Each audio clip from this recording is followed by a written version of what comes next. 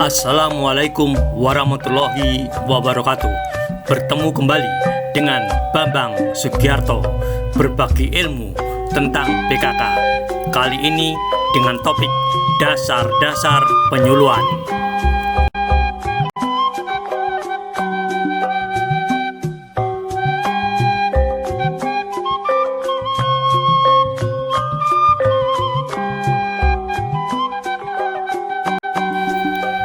Dasar-dasar penyuluhan. Pengelola program atau penyuluh PKK harus mampu menjelaskan pengertian penyuluhan, menyebutkan tujuan penyuluh, membatasi ruang lingkup penyuluhan, menyebutkan unsur penyuluhan, menjelaskan hal-hal yang perlu diperhatikan dalam penyuluhan, menjelaskan proses penyuluhan, menjelaskan syarat-syarat penyuluhan yang baik, menjelaskan dan memberi contoh motivasi, menjelaskan prinsip-prinsip dasar penyuluhan.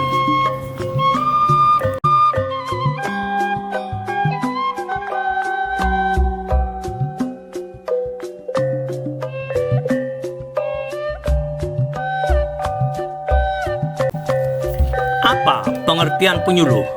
Penyuluh adalah penyampaian pesan dari penyuluh kepada sasaran dengan tujuan mempengaruhi sasaran untuk mengubah sikap dan perilaku.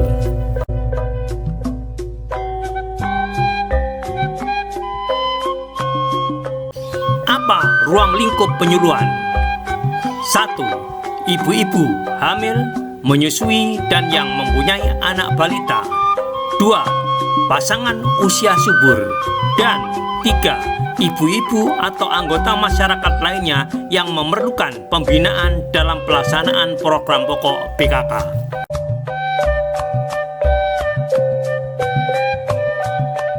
Unsur-unsur penyuluhan.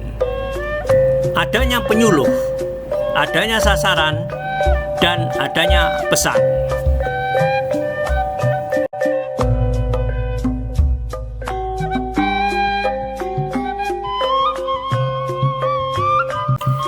Hal-hal apa yang perlu diperhatikan dalam penyuluhan? Hal-hal yang perlu diperhatikan dalam penyuluhan adalah sebagai berikut. 1. Pengaruh keadaan sosial yang mendorong orang lain untuk berbuat yang sama. 2. Sifat humor dan serius. Dengan humor, pesan akan disenangi, mudah diingat, dan mewujudkan sikap-sikap yang menguntungkan. 3. Pesan satu sisi baik untuk sasaran yang sudah memiliki sikap positif terhadap pesan tersebut. Bagi yang belum, baiknya dipergunakan pesan dua sisi. 4. Pada akhir pesan perlu ada kesimpulan. 5. Pesan perlu diulang-ulang. 6. Pesan dapat disampaikan melalui pendekatan emosional, perasaan maupun rasional dan akal. 7.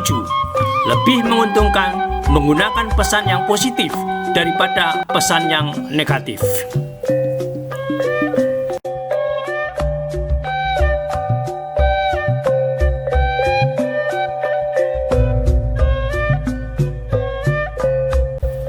Sifat-sifat penyuluh. Dari dua sifat poster di bawah ini, penyuluh mana yang lebih berhasil?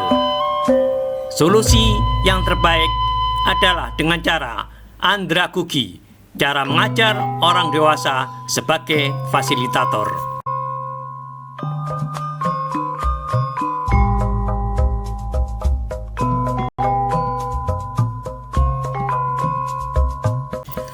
Sifat-sifat sasaran yang negatif. Sifat kurang percaya diri, sifat sok tahu, sifat kurang memperhatikan, sifat kurang sabar.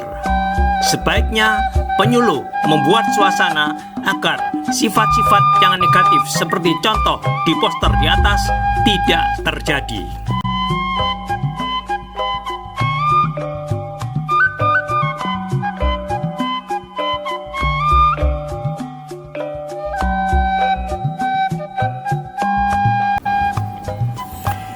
Bagaimanakah proses penyuluhan? Proses penyuluhan adalah penyampaian gagasan, informasi, lambang bermakna oleh penyuluh yang dapat dimengerti oleh sasaran. Ada penyuluh, ada sasaran, ada pesan yang disampaikan. Proses ini belum sempurna kecuali ada umpan balik dari sasaran.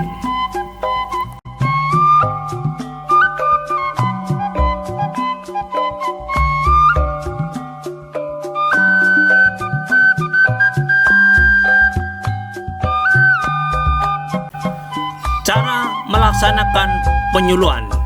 Sejak awal penyuluhan, gunakanlah lembar balik.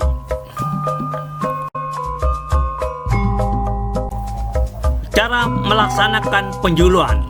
Tunjukkan contoh model dan alat peraga yang tersedia.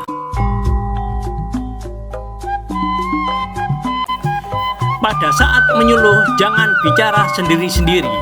Buatlah acara tanya jawab.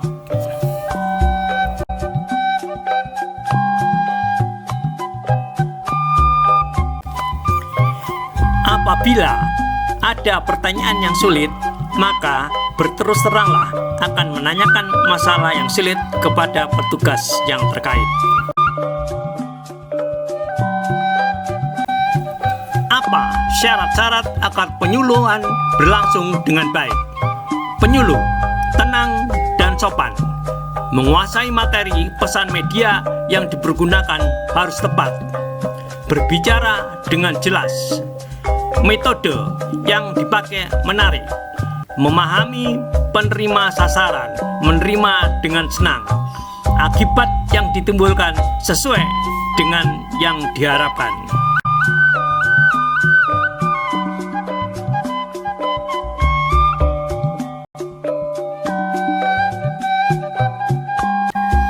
Dalam menyusun materi penyuluhan ataupun perencanaan, seharusnya menjawab 6 pertanyaan. Apa, mengapa, kapan, di mana, siapa, dan bagaimana.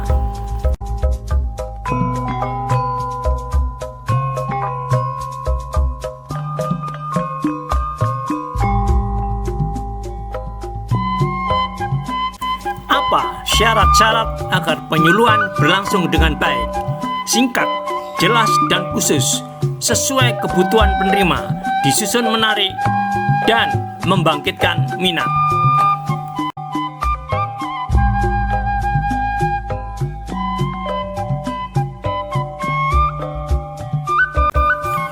Alat bantu dapat berupa lembar balik, poster, video, menarik, mempengaruhi sebanyak mungkin indera, baik pendengaran, penglihatan, penciuman, peraba, perasa, digunakan secara tepat.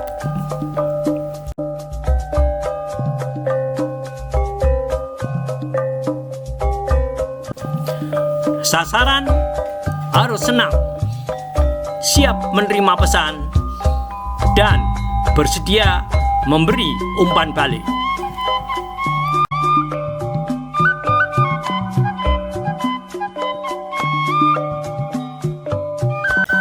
Alat bantu penyuluhan.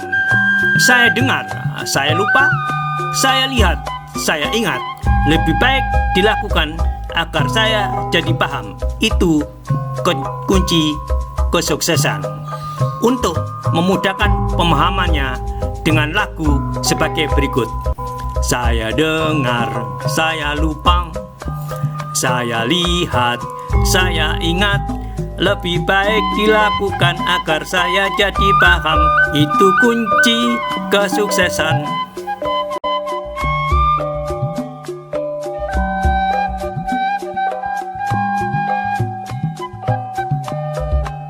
Piramida pendidikan. 10% dimengerti dan dipahami dari apa yang dibaca. 20% dimengerti dan dipahami dari apa yang didengar. 30% dimengerti dan dipahami dari apa yang dilihat. 50% dimengerti dan dipahami dari apa yang didengar dan dilihat. Kegiatan tersebut adalah kegiatan pasif. Sedangkan kegiatan yang aktif adalah 70% dimengerti dan dipahami dari apa yang dikatakan. 90% dimengerti dan dipahami dari apa yang dikatakan dan dilakukan.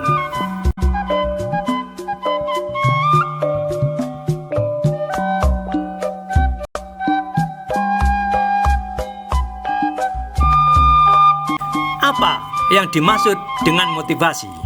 Motivasi adalah penyuluhan yang dapat menumbuhkan minat yang disuluh untuk mencapai keadaan yang lebih baik, kemudian berbuat sesuai dengan pesan penyuluhan. Misalnya, membuat jamban keluarga agar lingkungan menjadi sehat, memintakan imunisasi bagi anaknya yang berumur 3-14 bulan ke puskesmas agar terbebas dari penyakit yang sering meminta korban jiwa.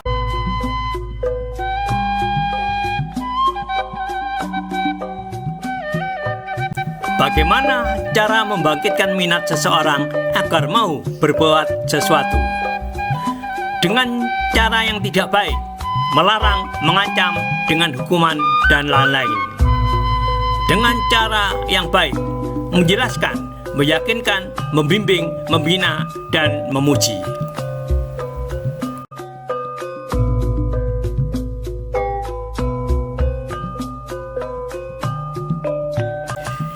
Bagaimana prinsip-prinsip dasar penyuluhan agar berhasil dengan baik? Tujuan penyuluhan harus jelas.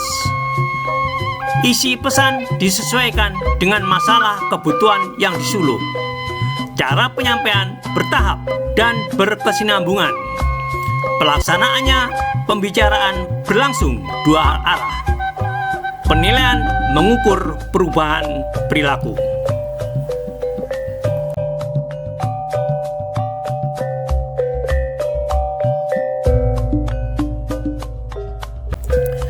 Bentuk penyuluhan yang mempengaruhi pendekatan penyuluhan adalah penyuluhan perorangan dengan kunjungan serta mendatangi kader.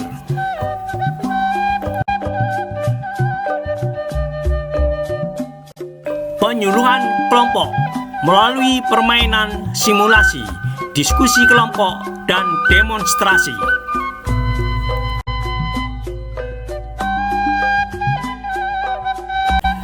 Penyuluhan massa dengan sosialisasi ataupun dengan pertunjukan film.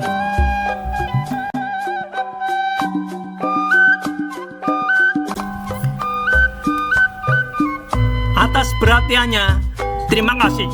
Semoga ada manfaatnya. Wassalamualaikum warahmatullahi wabarakatuh.